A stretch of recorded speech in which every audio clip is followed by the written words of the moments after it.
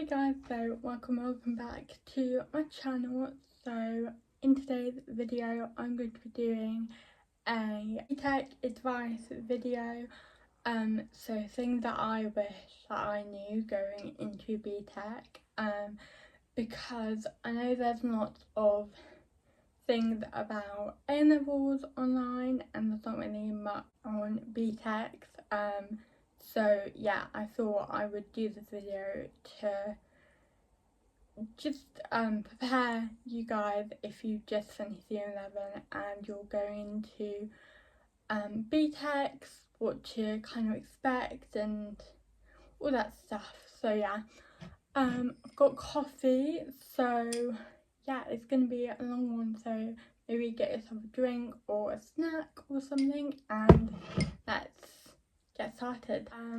First of all, I'm going to speak about my BTEC experience, so yeah, but obviously this will be subject to what I studied. So I did travel and tourism BTEC, so yeah, so sorry if the light goes in and out, it's because the sun, clouds, you know. So yeah, I found my BTEC actually really hard. I'm not gonna lie, because it's just so different to to what you're used to GCSEs. It's, yeah, I don't know how to describe it. It's just different. Okay, you're basically kind of going to uni because you're only doing one subject, and your teachers will be experts in their field, they would have worked in that industry. So yeah, you're basically going from GCSEs to a lower version of uni. So yeah, and they don't really have many resources for my BTEC anyway. They didn't really have any resources, but I'll get into resources later on. So yeah, but yeah, that was just my experience. And obviously there is a jump from your year 1 of BTEC to year 2 of BTEC. There is a significant jump, but they do sort of ease you into it. So they do sort of, yeah, from September to, I want to say, December, they do kind of ease you into it, but then from December to the end, it's full on. The amount of times I cried over my BTEC was a lot, you know? It was a lot. It was stressful. I didn't really know how to deal with it. So yeah. But yeah, I mean, I'm not saying a BTEC is a bad option, but if you don't know what you want to do with your life, then I would say do A-levels. You know, but if you know what you want to do and you know your career path that you want to go down and there's a BTEC in that, I'd say do BTEC, because if you don't know what to do and you're just limited to one subject, you don't actually really like that subject. Truth be told, I hated travel and tourism. I really regret taking it, and that's the honest truth.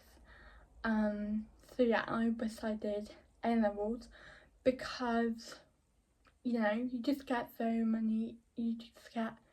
much more options. So yeah, that was my experience with it, but maybe yours would be different, I don't know. So yeah, now I'm going to my second point, which is how the workload works. So yeah, so I'm sure you have all seen online and stuff about how A-levels work and how their workload is, but it's so different to BTEC. So basically, with a BTEC, so you don't have textbooks. Like, there are textbooks, but personally I did not use them at all. Like, complete waste of money to be honest. So yeah, but you do get an assignment brief. I'll pop one up here to show you. And that is basically your revision guide for that assignment. So use that, read it through twice, know what you want to do, know what you've got to do, and just start basically. Yeah, a BTEC is a lot more online focused, and you do a lot of research, and you learn how to reference, which is good if you're going to university like me. So yeah, and researching is good, so they all tie in together, a BTEC in uni. So in that aspect, I think it's good. But yeah, it's quite online, so if you want to get an iPad, then I think it's good. I've used this for 2 years of my course, and I did all my work on here. It was fine. Like, yes, some things are restricted to a laptop, but you can just choose not to do that. So for example, in one of my assignments, I wanted to put in a table, like a spreadsheet of my costs for that person's holiday. So, and that required a laptop, but I just used like my old laptop to do that, and then it was like transferred over. So as long as you're logged into your same account, your Connors account on both devices, then it will sync. So yeah, but yeah, I think that this is a really good option. Like, it's cheaper than a laptop, and you can get the pencil, and I used to annotate my my assignment briefs on here. So yeah, and I thought that was really helpful.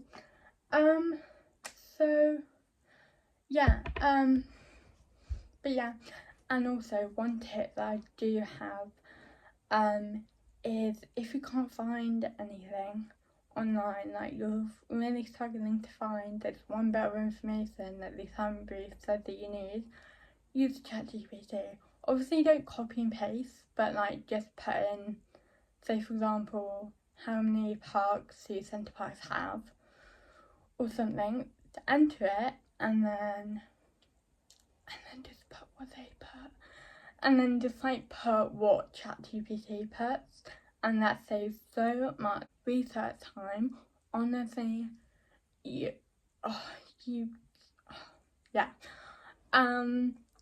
So yeah, but obviously don't copy and paste, because my college had like a ChatGPT like detector when you hand in assignments. So yeah, obviously don't copy and paste, but yeah, I know loads of people who use ChatGPT. So yeah. Also, one thing that I would say is to start your assignments early. Like, honestly, you will thank me. Yeah, so yeah, just start your assignments as soon as you get them. Start them early. And with a BTEC, now I don't know whether this is for every school or college, but this is what my college did. So obviously year 13s go on about freeze, and they're like, oh yeah, utilise your freeze, you know, do that. But my college actually had, so we had 3 days full in, 3 days, like 9 to 5 in, and then we had 2 days off, which are like, you know, free, to do assignment work, to work part-time, to, you know, so yeah. So yeah, instead of having like 3 throughout the day, but you've got to be in 5 days, we would have 2 days off every week. So yeah, and obviously that would vary. But yeah, so yeah, I just say utilise those days, because like no one's gonna distract you because you're at home, you know, no one, you're all just doing your own thing. So yeah, I would say utilise your days off if you get them, and if you don't, utilise your freeze, obviously.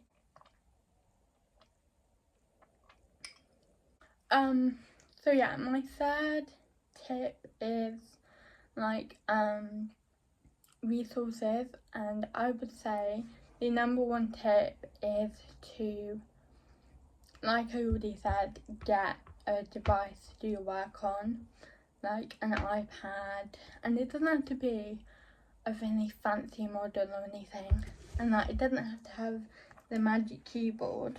Like I don't have the magic keyboard and it works just fine for me.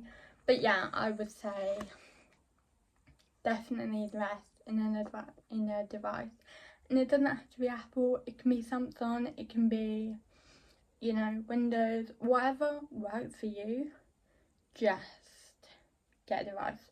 Or if you can't afford a device, then I'm pretty sure like most or all colleges will have their own laptops, so I would say use that. And obviously on your days off, like the whole college isn't closed, because obviously different like departments will have different days off, so I would just say go into college and work in the college library and do your work there. So yeah, I would say yeah, do that. Number 2 is read the assignment brief, whether it's online or print out, just read it, please. I only learned this in like January of year 13. Just read the brief. I cannot stress it enough. Read the brief. And also, resource number 3 is use this app. It's not an app, but like use this website called My Bible, where it has all the references that you've got. I'll pop a screenshot. Use that as a lifesaver, because it tells you what references are really good, really bad. Yeah, lifesaver. So yeah, but yeah, that's really all the resources that you need to have. I mean, obviously you can have like, you know, notebooks, pens, all that, but personally I